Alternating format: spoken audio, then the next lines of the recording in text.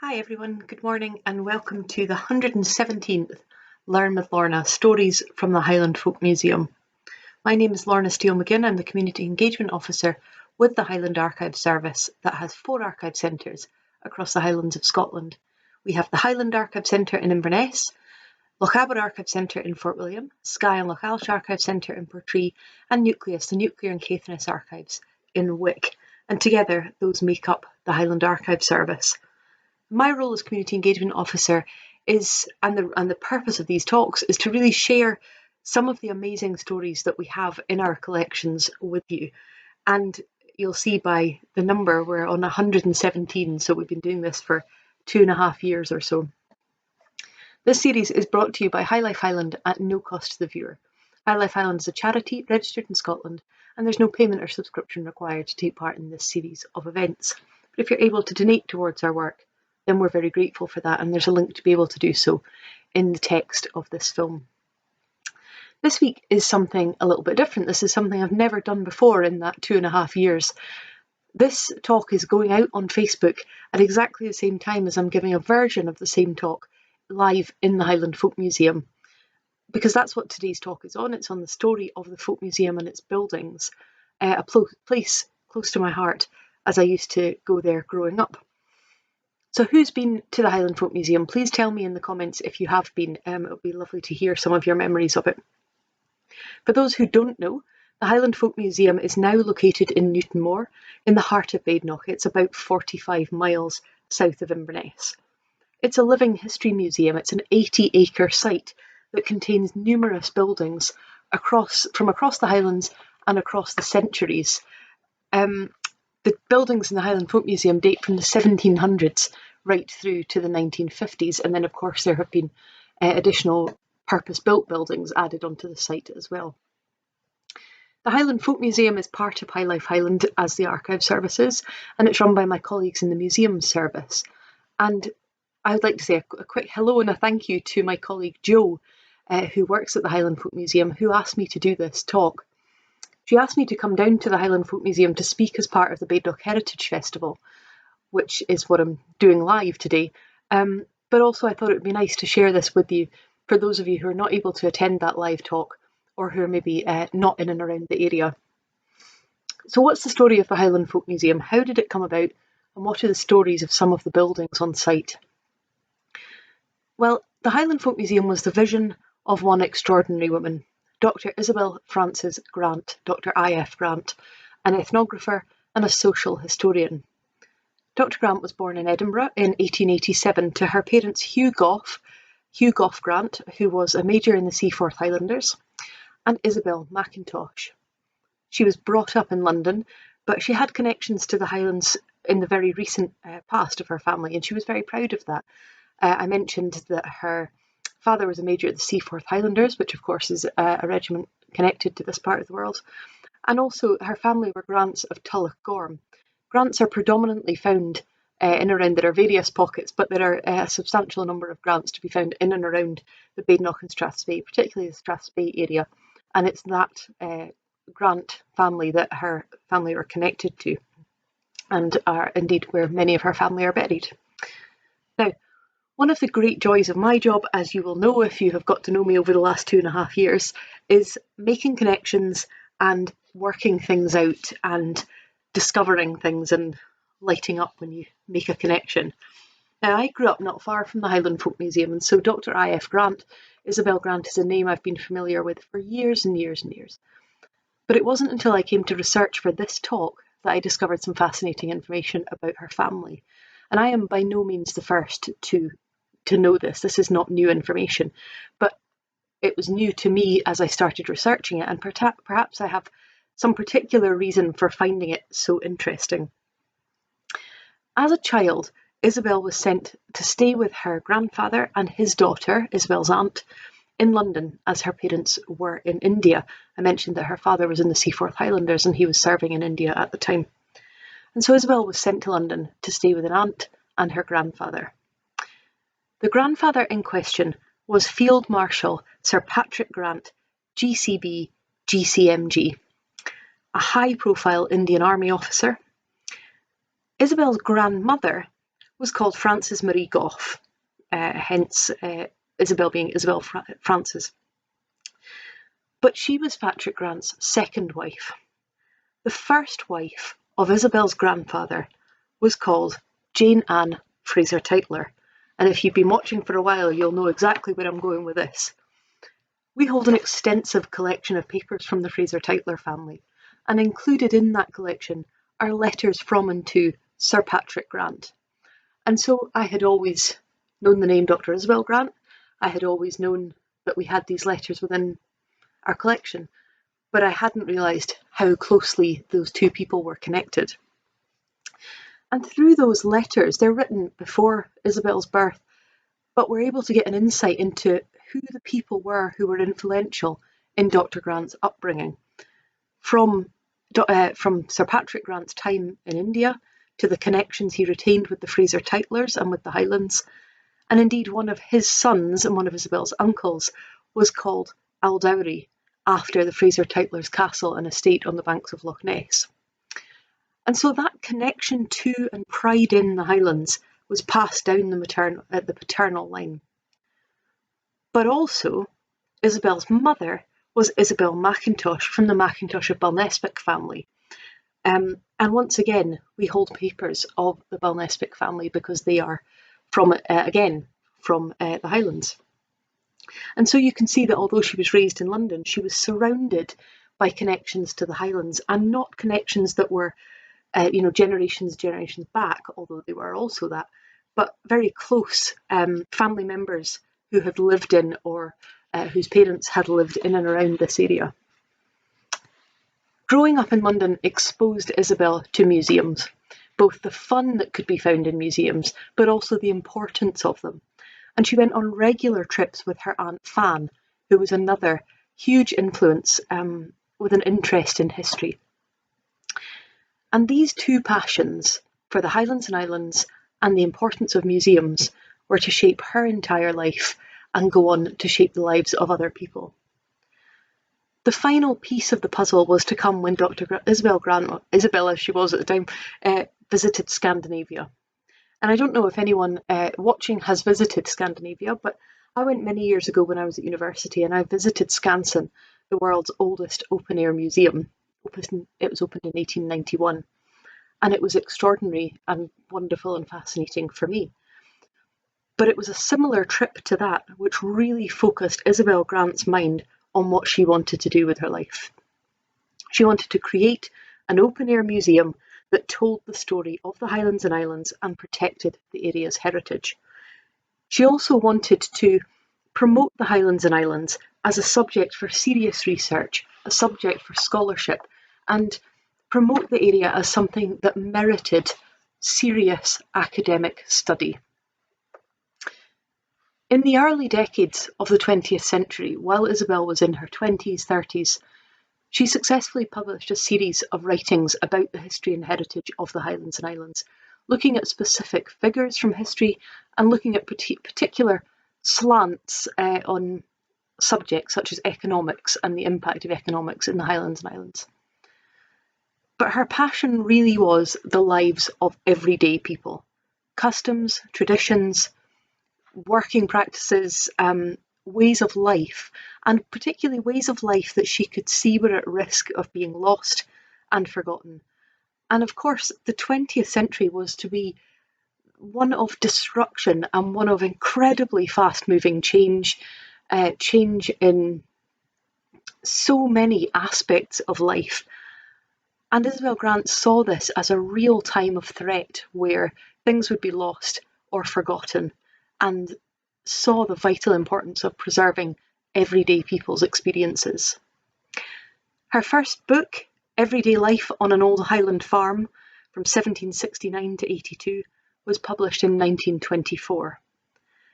And her writings were important, and they were well received, and they continue to be used. And she would continue to write academic articles about the Highlands and Islands over the following decades. But throughout this time, as well as writing, she was starting to collect. She was starting to collect items and objects that were of relevance to Highland life, especially things that were at risk of being thrown out or lost. And years later, she spoke about this. This is a recording which you can hear some of the recordings on our website Ambala, and you can hear them on Tober and Dulchus, the Kist of Riches website as well.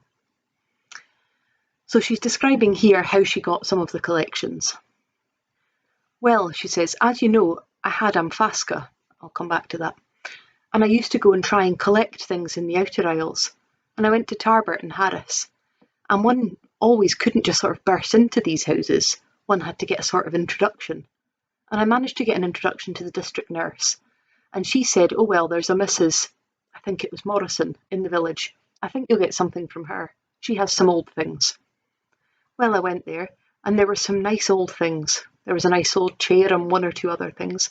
And there was a daughter lying on a bed in a corner, looking desperately ill. I think she had diabetes, and the poor mother was evidently terribly hard up. And she said, yes, she would let me have the things. And she was desperately anxious to get the money. I was extremely hard up. I got things as cheaply as I could, but I couldn't try and get a fair deal with her. I gave her everything I could possibly afford, and she was delighted. And she was most intelligent about doing the things up.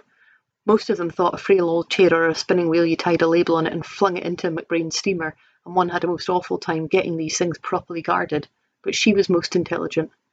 And afterwards I met the district nurse, and she said, well, you did a good day's work. And she said, you went to see Mrs. Morrison? And I said, yes. And she said, well, you did a good day's work, because she was desperate for money. She was on her knees praying that some marvellous thing, something would come to her. And you walked in and bought what she thought was just old rubbish.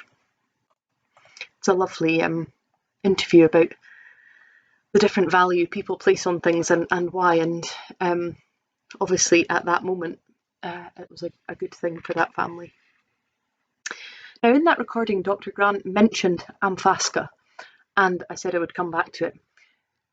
She's referring in that to her first museum. So she opened her first museum in 1935 to 36 in a disused United Free Church on the island of Iona. The museum went by the name of Amphasca, which means the shelter, because she saw that what she was doing, her mission of the museum and of her life, was to be sheltering and protecting items that told the story of the Highlands and Islands. And so that term that was used right throughout the story of the Highland Folk Museum, Amphasca, to the shelter, the place of protection. The museum was only in Iona for a few years before it became apparent that a bigger site would be needed, and the museum contents were moved to storage in Lagan for about 5 years. And the next key date in the story is 1943, when Dr. Grant bought Pitmain Lodge and 3 acres of surrounding land in Kingussie, opening the Highland Folk Museum in June 1944 under the name Amphasca. And that's the site I remember as the collection was housed there in both original and replica buildings, with living demonstrations, with exhibitions. And it remained in that building until a period in the 1980s, 1990s, when again expansion meant a move and some of the collections had to start being transferred. But this time the move was only 3 miles along the road to an 80-acre site in Newtonmore.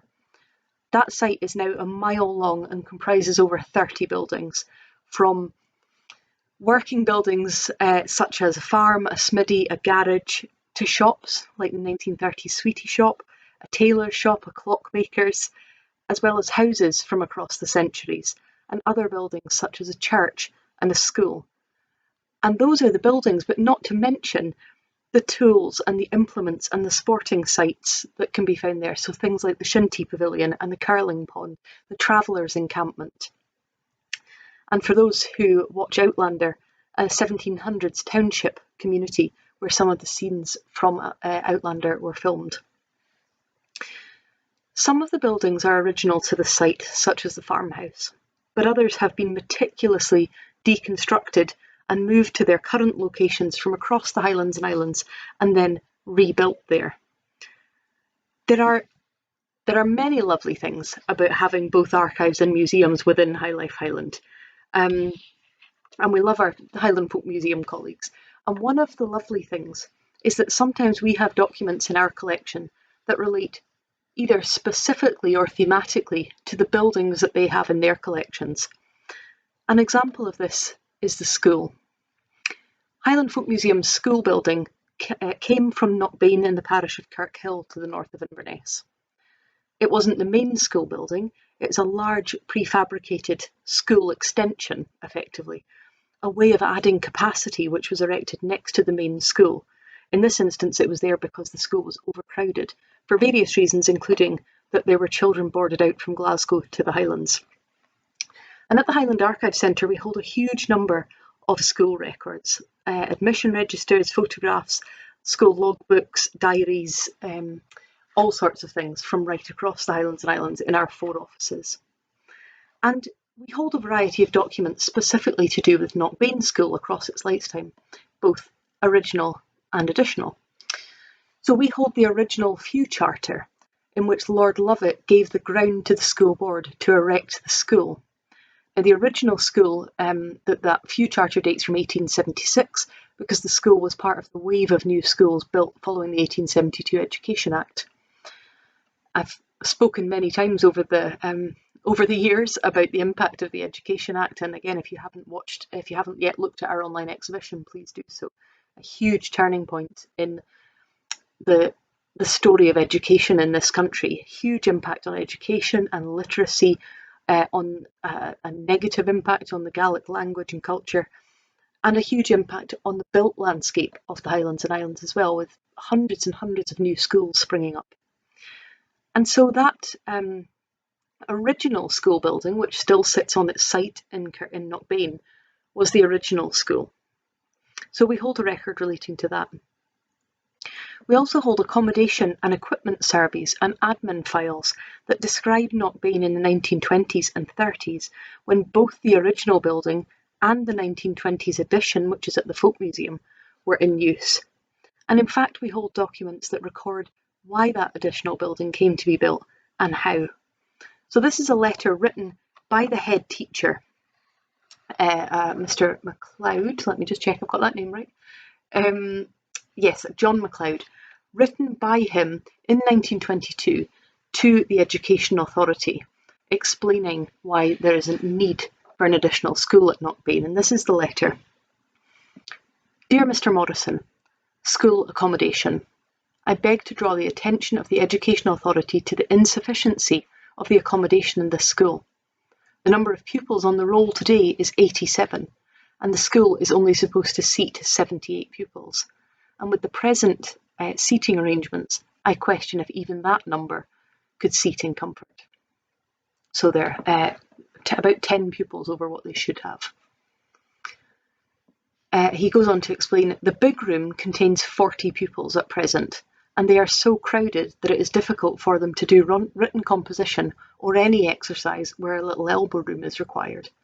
And the floor space is so small as it is that the placing of extra desks is out of the question. The classroom, which measures almost the same as the other room, seats 47 pupils at present, and consequently it is even more overcrowded. The increase in the roll has been a steady process since I took up duties here, as the following figures show. And he says in September 1920 the roll was 63, in December 1920 68, in July 21 77, in July 22 89. The number of native children is increasing. A number of pupils who had left the school previous to my tenure of office have come back, and there are always a number of boarded out children. Owing to the peculiarly hemmed-in stance upon which this school is built, I should think it would be difficult and an expensive matter to put up a stone and lime addition to the building. But perhaps an army hut turned into a classroom and a cooking room might be a solution that might get us out of the difficulty for the time being. I hope that the authority may be able to do something to relieve the present congested state of the school, as we cannot work satisfactorily under the present arrangements. So he's there explaining the situation of the school, the fact that they're so overcrowded that there's not enough for them to do anything that requires any elbow room. And this is an inspector's report written in 1923. Knockbane School, report by Inverness County Education Authority. Owing to the great increase in the enrolment in recent years, instruction is now being carried out under difficulty, and it is understood the authority are contemplating the provision of additional accommodation, including equipment for practical work. A temporary second assistant has already been appointed. Instruction is imparted with care, energy and diligence, and the pupils are kept thoroughly interested in their work. Owing to the recent accession of pupils at different stages and the natural backwardness of not a few of them, the general attainments may be rated as moderate. Improved conditions of accommodation would be a great advantage. So we start to see the fact that the school was required, how did it come about, and the building was indeed built as a standalone building. That request for it to be an army hut at the side of the school rather than a brand new extension is what happened. And so we hold a copy of the 1938 equipment survey. So it lists, we have them for numerous schools in the Highlands at this date, and it records within each school what their accommodation space was and what their equipment supplies were. And so we have this for Knockbane, and it goes on to explain what happened. So it says, in the old school, it's 25 feet by 19 feet, 475 square feet. And it records that it holds 13 dual desks, a lamp, a piano, a press, so a cupboard, a blackboard, table, fireguard, chair, and clock, and it has an open fire. But now we see, in addition, that there's a new room, a separate building, 32 feet by 21 feet, so 472 square feet. And the full equipment of this room, which is the one now at the Folk Museum, says 18 dual desks, goes on to say 2 tables, cooking tables, 4 presses, so 4 cupboards, a cooking range and sink, blackboard, lamp, table, central heating, and 4 woodwork benches. And so you start to see how that building came into being, because you've got the story of the original school being built, you've got the story of the need for the additional building, and then the record of the additional building itself coming into being. So that takes us into the 1930s, and we also hold school logbooks from the 1960s until the 1990s, when the school was merged with Kirkhill.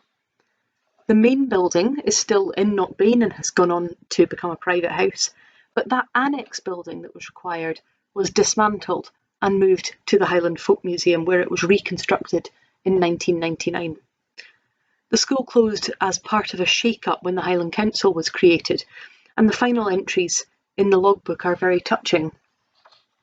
And this is the final entry written by the teacher, and I'll just read some extracts from it. Last day of Knockbane Primary School. Closing assembly about our term's project work on the clearances. The children had written a play and had made puppets for the performance.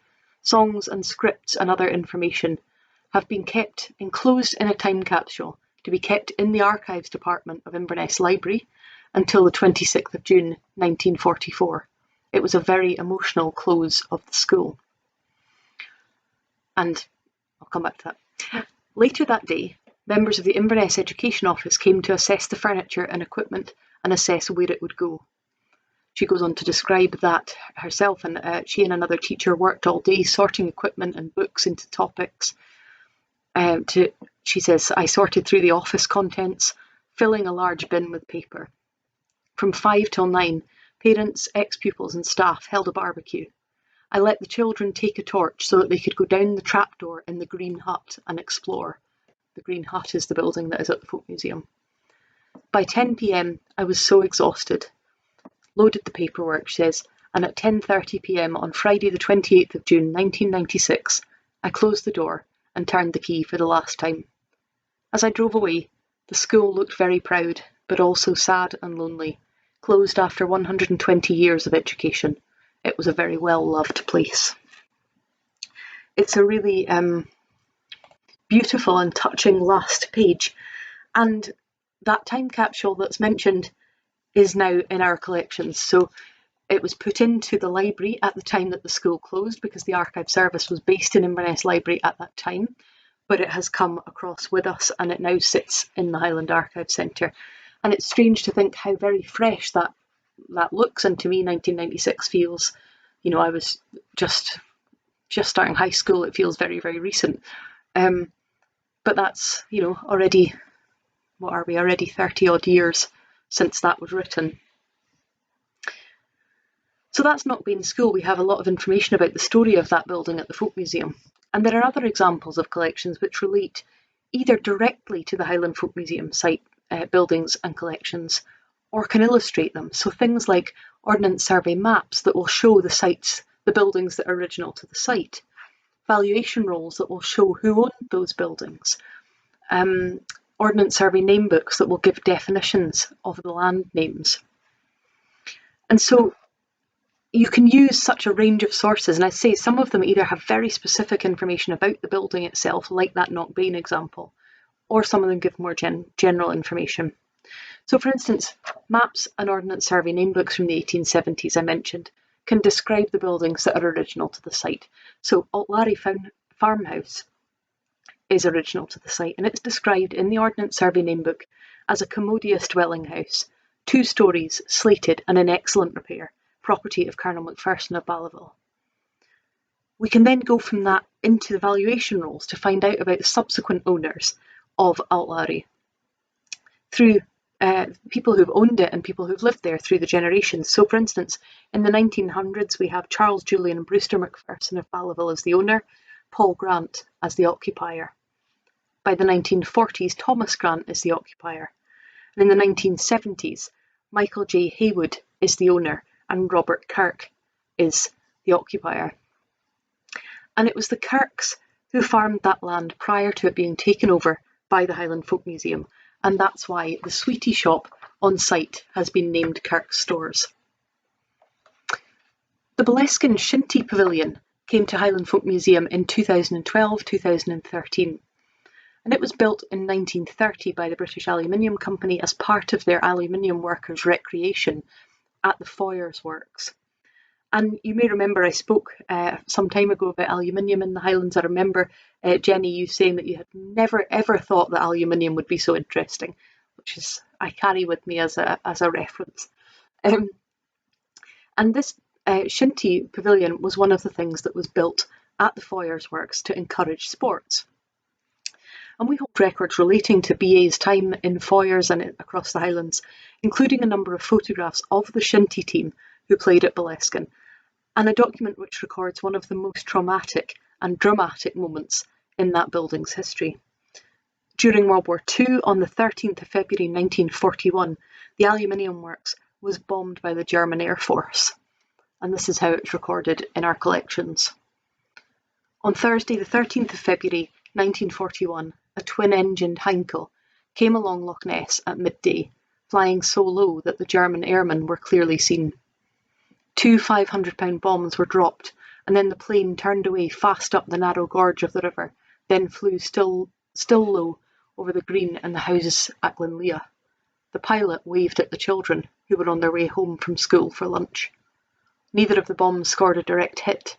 One was made in Czechoslovakia, and perhaps some anti-German sabotage work was afoot, as it just touched the side of the factory but did not explode. The other fell a short distance away, but the blast fractured pipes leading to the generators and caused some minor damage inside the factory. The blast was responsible, however, for the deaths of 2 men. Mr. Archibald MacDonald was blown into the turbine chamber, while Mr. Murdo MacLeod died of a heart attack. The BBC later reported that the plane had been shot down over the North Sea. And the Shinty Pavilion, which had been at Foyers, was left with large shrapnel dents. And if you're visiting the Highland Folk Museum today, you can still see them in the roof. And my colleague Jo was saying that that's one of the things people are always quite moved by when they're walking around the museum and they see those shrapnel dents in the Shinty Pavilion roof. So I've just touched on some of the ways, some of the links across the Highland Archive Service collections and the Highland Folk Museum collections. We can both use them within archives and museums to increase the knowledge of what we hold and to interpret the buildings and the collections to other people. For us in the Archive Service, the Folk Museum enables us to walk around the buildings that appear in our records. So the likes of the Knockbane School, I can read that school logbook of that emotional description of the teacher leaving for the last time, and then I can walk into that building and stand there and look around it. So it allows us to walk around those buildings and also to immerse ourselves in the atmosphere of buildings such as the Black House or the township, the 1700s township. And it brings to life for us the information that we know from our records. So we know what the description of buildings is in the Dewar Commission, in the Highlands and Islands Medical Service reports. But to go to the Folk Museum and stand in the Black House brings it to life for us. And for the team at the Highland Folk Museum, our records can bring stories to their buildings and their structures. They can conjure up the people who lived and worked and breathed in those buildings, and also can inform the factual material that they include in their displays and interpretation. So it's a lovely collaboration across the two services that is very beneficial, both to museums and to archives and to the public who use our collections. I hope that has been useful. If you're familiar with either the Highland Archive Service or the Highland Folk Museum, it might be worth visiting the other to broaden the connections of your knowledge across those two resources. Thank you very much for joining me. A reminder that this series is brought to you by High Life Highland at no cost to the viewer, that High Life Highland is a charity registered in Scotland. There's no payment or subscription required to take part in this series of events, but if you're able to donate towards our work, then we're very grateful for that. And I'll see you next week for Learn with Lorna 118, where we'll be looking at oral histories and why and how we record conversations with people. Thank you so much.